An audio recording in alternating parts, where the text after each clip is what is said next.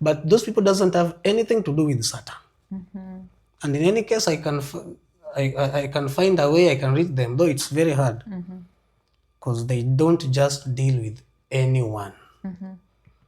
They deal with some people with when you wameshaanza ku attract that power, when you are on a high influence, very influential. I can join there faster. Not all people who goes to church. Ama si hao pastors wote ni magenuine. No. I've asked you talking about something, the universe. There are churches which are just there for business. Then the light was coming from up and the house was covered with red curtains. Red. So light ikitoka juu inapiga hapo juu, but sasa light inakuwa hapa ndani inakuwa red. So the room is red. Tukakutana naye akaniambia, okay, umekuja sawa. Utatoa shati. Aanze kazi. That place was sijui ile kitu ilikuwa area za huko Kiserian. So ladies and gentlemen, welcome to the Kenyaland TV show, and today we have another episode regarding spirituality. So my guest over here is one amazing personality when we will get to know him more. Karibu sana. Asante sana. Mambo. Awesome. Yes. Kukupata imekuwa kibarua. But finally we are here. Thank you. Labda unaweza tuanzia kwa majina. Kwa majina unastay wapi? Kwa majina naitwa Brian Tao. Yeah, Brian Tao. I'm staying here in Nairobi, along Kangundo Road, Obama Estate. Okay, that's nice. So for how long have you been in Nairobi? I was born in Nairobi. Then later born and raised in Nairobi. I was born in Nairobi, but not raised in Nairobi. Yeah. What happened? Okay, it's been a long. I've gone through a lot. By the when the parents died, we went back in the countryside, Bushago. Oh yeah, sorry. And then nikasomea huko. So I'm raised in Ushago. I was born here, raised in Ushago, and then I came back here again to search for the bread. Greener pastures. Greener pastures. So how was life? You growing up? Life wasn't that friendly, my friend, because you can imagine. I've never heard of someone talking about a good life after the parents passed away. More so when the parents pass when you are still young, life it's not bearable by the. Pole. So take me through your schooling journey. Hadi sasa wewe kuingia Nairobi. Ulirudi Nairobi ukiwa na miaka ngapi? Yeah, I did my Form 4 back in 2016. No, it was in 2015. Ni ndo wale wenye mlibahatikia kuiba mtihani. Tunakumbuka. You passed with the flying colors. You can see, mtu aliba mtihani. If I could have had that Makenya, I could not have been sitting here. I could be somewhere else. So it means I just used my natural knowledge. So I did my Form 4 back in 2015. And then from there, I couldn't have any option. Sikukuwa naweza proceed to college or for more studies. So I just left it from there. Sasa ukaanza hustle. I started hustling. I came to then from there I had a sponsor of mine who used to pay my school fee. Not sponsor the way nowadays people know it. When you made brand. Nowadays nobody could realize sponsor ni kitu kingine tofauti from whatever I came to. Yeah. Because she was a lady. From where? Kenyan ama? Just a Kenyan here. And mali nimelelewa, you see nimelelewa from a stepmother's background. Yeah. Mama wa kambo. So hata mama wa kambo mwenyewe came to pass. Then there was a neighboring home where I used to stay. So there is a lady there who used to pay my school fee. Wholeheartedly. In fact, the way it started very funnily. I joined Form 1 in term 2. Unfortunately, Wow. I got people doing an exam. Watu washafanya introduction wanaendelea. Imagine when do una join sasa? Term 1 imeisha. Term 2. Hata hii term 2 nikiingia napata watu wanafanya exam na nimeingia the same morning. I found people doing an agriculture paper 1. Yeah. And I was like, what am I going to do? You're blank, you don't know where you're going to start from. Believe me, I got in the classroom na nikapewa paper na desk size. Na nilikuwa tu nyumbani, nilikuwa nachunga tu ng'ombe huko. So ukajibu zenye unaweza jibu. I got 36%. Wow. Congratulations. So that mother alikuwa nishi hapa Nairobi. Then she just had a dream that there is a boy somewhere near your home. He is in need. Then akapigia mother yake. Then the mother responded that okay. Akalipigia mother yake akamuuliza, nimeota kitu mami nanisumbua. Though you know that home they are very spiritual. Very spiritual, na mama yake pia anaomba. I can mention the name of the lady. Anaitwa Jane Dwazi. Ni lecturer na pia bado ni advocate. Ni lecturer hapo Nairobi University. Na ana stay South Sea. So akapigia mother yake akamwambia, kuna kitu nimeota na inanisumbua, can you check for me if there is anything of such kind yenye nimeota, because there is a boy in need of school fee na he's at home and in my dreams nimeambiwa ako near kwa boma fulani. And it was you. The mother came and she just found exactly what was going on. Akamwambia, there is a boy anaitwa Brian. Alipass. In fact, I was number 1 in my school where I did KCP. Wow. So nice one. She came and told my grandmother, because the stepmom had already passed away while I was in class 8. Yeah. So ilikuwa hivyo, I joined. Masiku zikapita, kufika form 3 akaniingiza boarding. And then just something came to happen. The way unasikianga the devil anaingilianga tu mambo. Kwa Kijaka inasemangwa jachienjarire. Lazima atapenya hapo ndio at least akuja aarifu. Whatever I'm saying right now, I thought it was just an interview, but it's getting more emotional because I'm talking about the reality. It's very real. Don't worry. It's very real. Space. Then kufika form 3, term 1. The mother from the sponsors, my sponsor's mother called and came, because siku hizo hatukuwa simu zikuwa very popular. Alikuja hapo akaita grandmother yangu akamwambia, mwenye analipia mtoto school fee, which is my daughter, anataka kumuona ako Migori. Yeah, Migori town. Tulikuwa tuna stay Reza South Nyanza. So my grandmother accepted.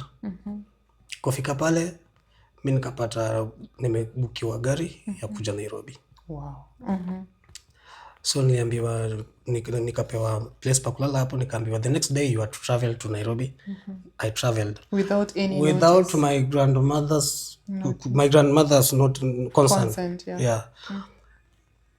Nikaka Nairobi hiyo ruhusa yote. So I don't know how my grandmother came to realize that I wasn't in Migori. Hapo ndio story ilianzia. The grandmother alipigia the sponsor simu. Akamwambia, what? Unataka kuoa kijana wangu? Guy. So it was that serious. And the way ule sponsor anakuanga mcha Mungu. Hata yakashanga tu akasema. She felt offended. What? Yeah, what's going on? Your idea. Yeah. Ali pull out. So kuingia tena form 4. Sasa hii ilikuwa December holiday.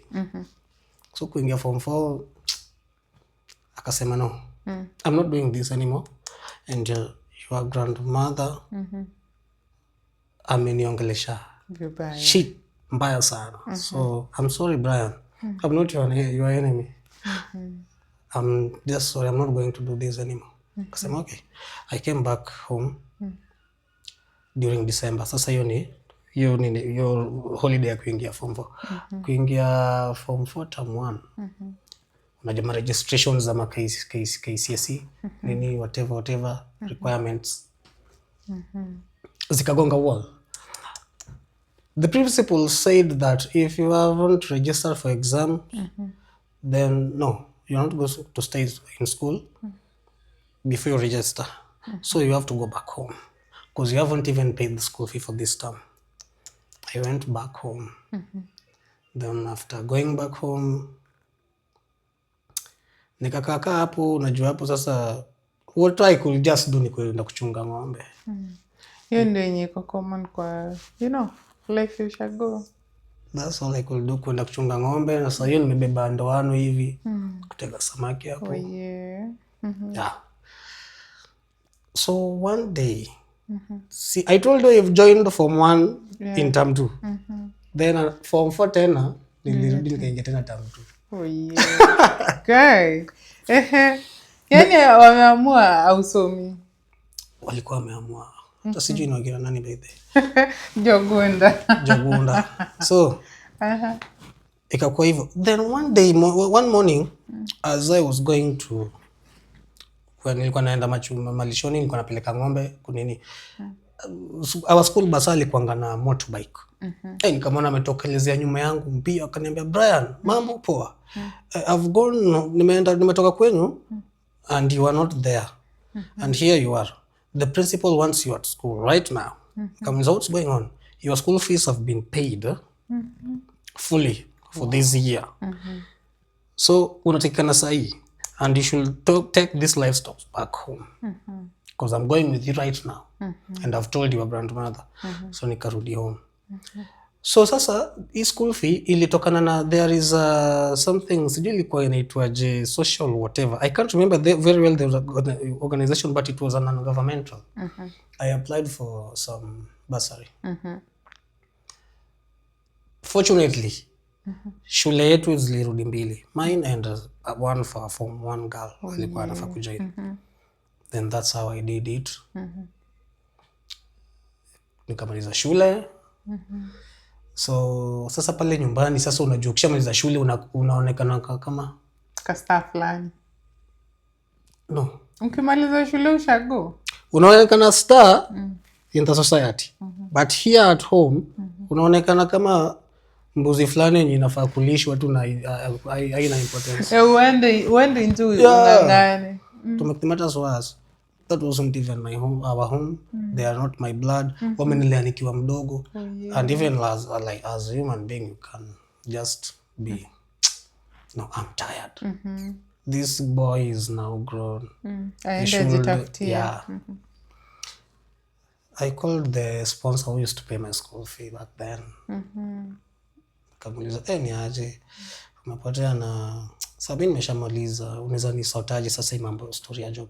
Akaniambia, oh, you need work, you need job.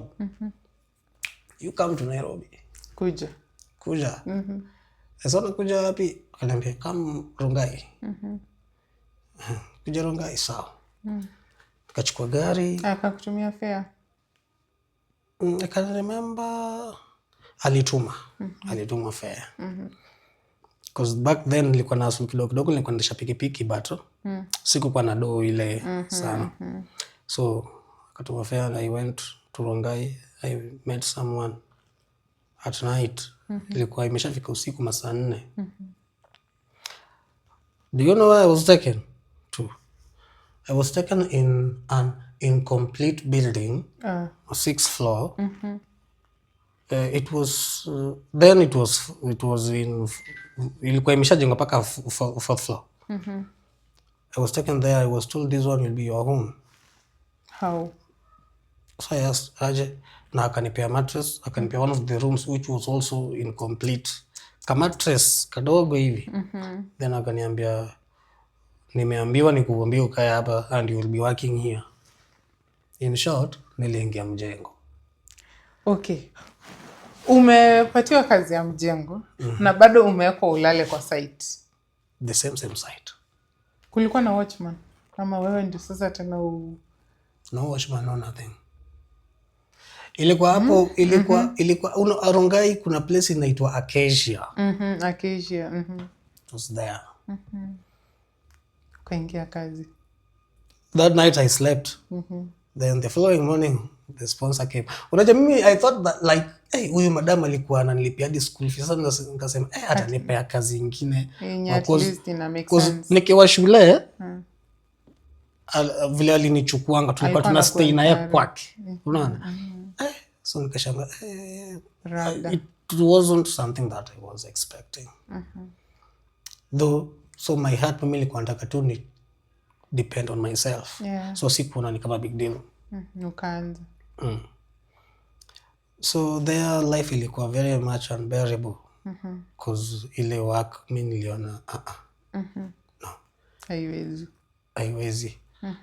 And so I was stranded. What can I do in this life? Mimi I'm just a full liver. So naweza fanya.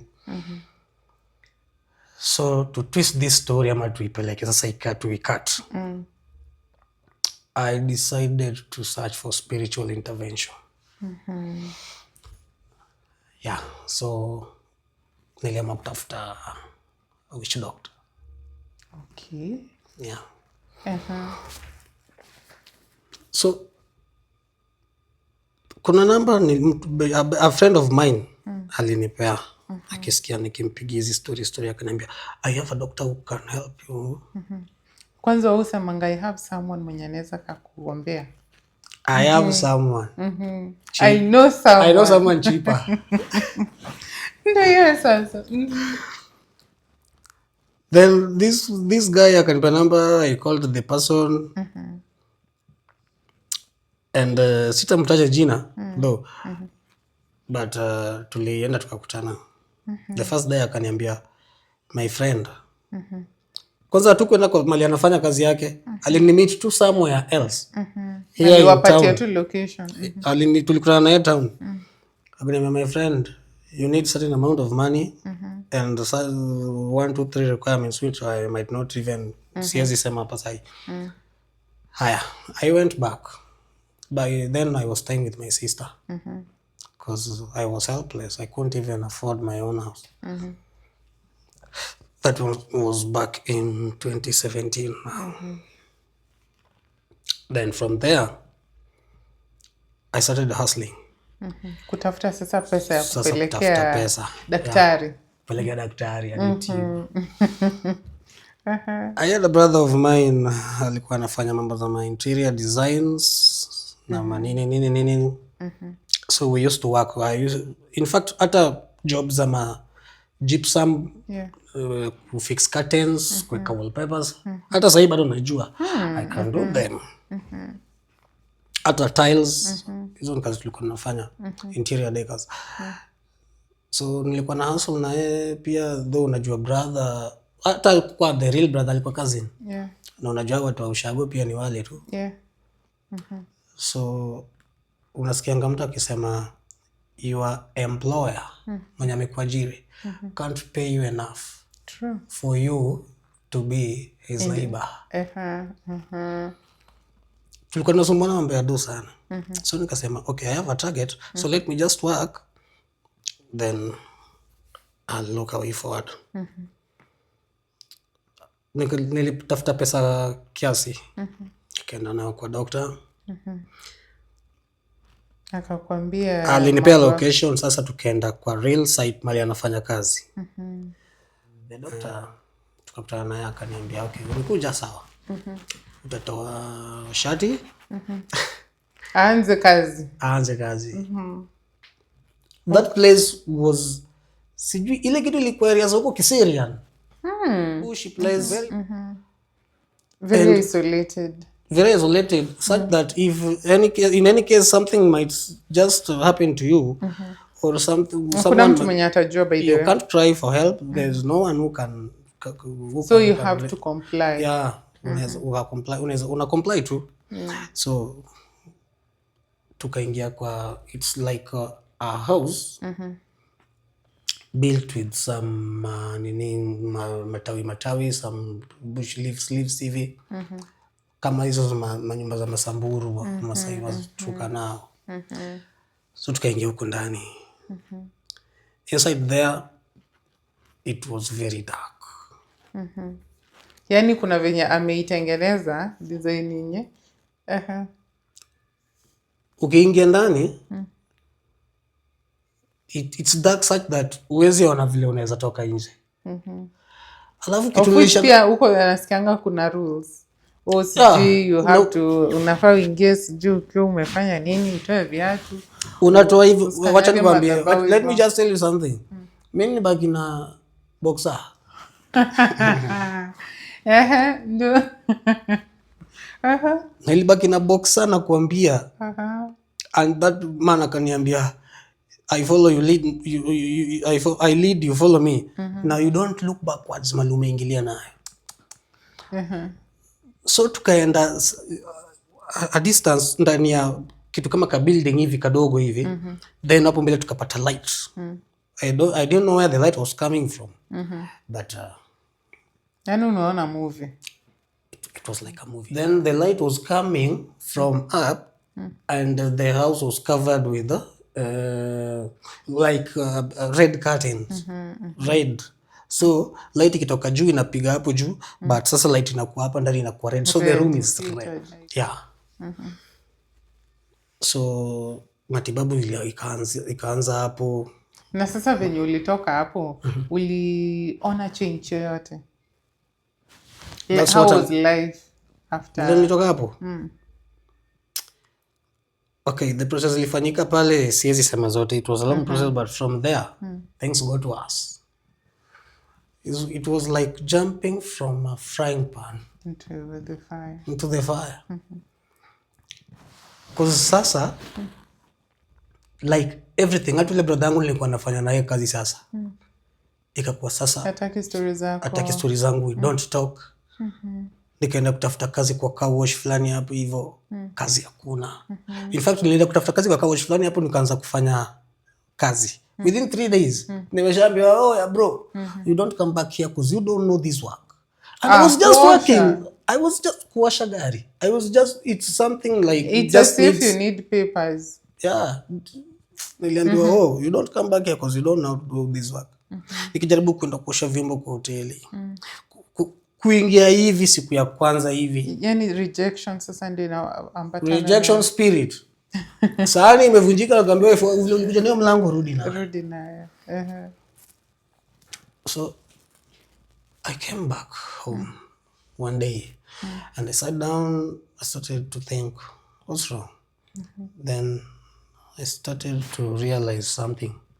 You see, by then nilikuwa najua kuplay keyboard. I used to play keyboard in the church instruments.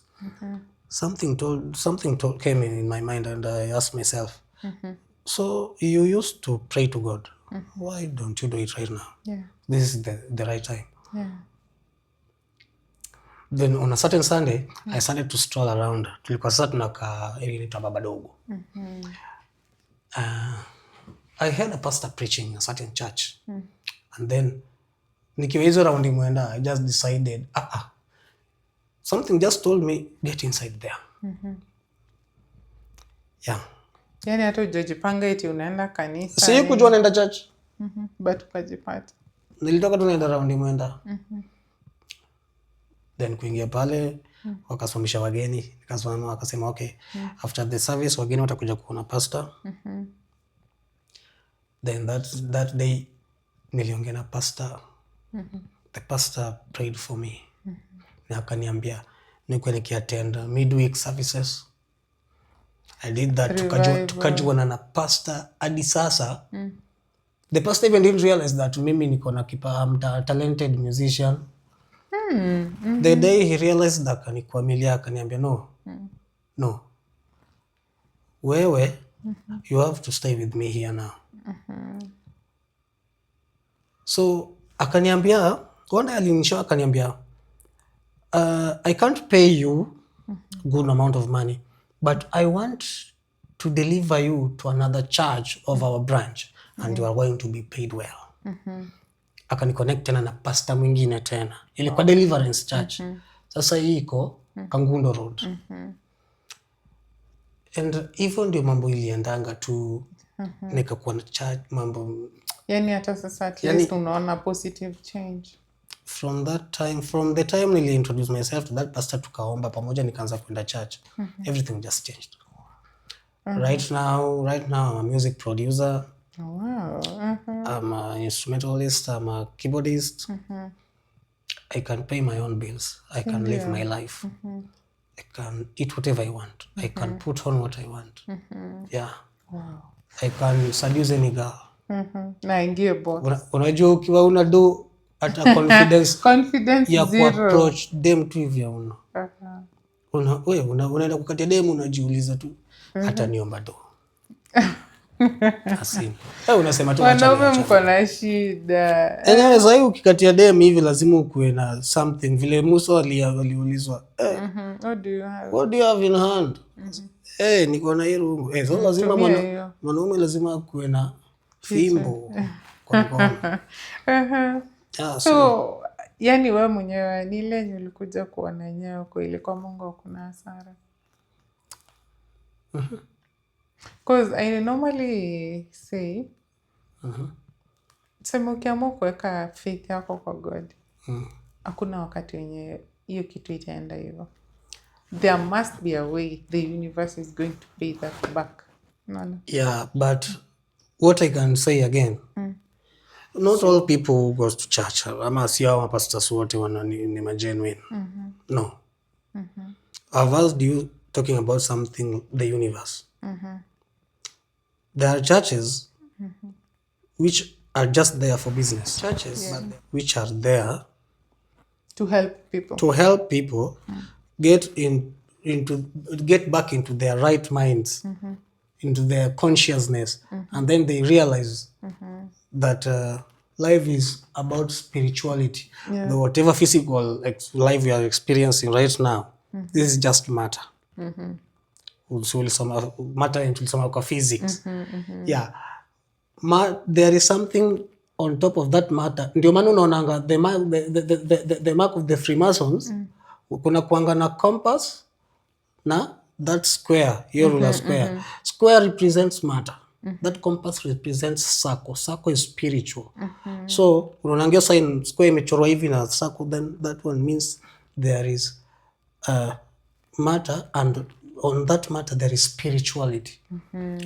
So kuna churches mingi to realize hawafanyi hivyo because they are all about money. So it's not every church, any church can help you. And have you ever thought of maybe joining a Freemason? If you had a chance, would you join Freemason? I'm going to challenge you. Na tukianza hiyo story tunaweza ongea for a whole year. Freemasonry doesn't have anything to do with Satan. And for your information, hakuna mtu mahali amekaa eti anaitwa Satan. Ni illusion. It's just illusional. And there is no one somewhere sitting somewhere at God. No. This thing, it's just an entity. I don't know how to describe it. A state of mindset. Yeah, it's a state of mind. Even hell and heaven is a state of mind. When you talk about Freemasonry, Freemasonry, there is nobody atakutoa hapa. By the way, vijana waache kujidanganya. Kuna watu pia hapa social media eti mtu anakupigia na kukuambia nitakuconnect Freemasonry nitakuuliza. Tuma pesa fulani. There is nothing like that. Freemasonry ama Illuminati hakuna kitu mtu anakuingiza na hakuna kitu eti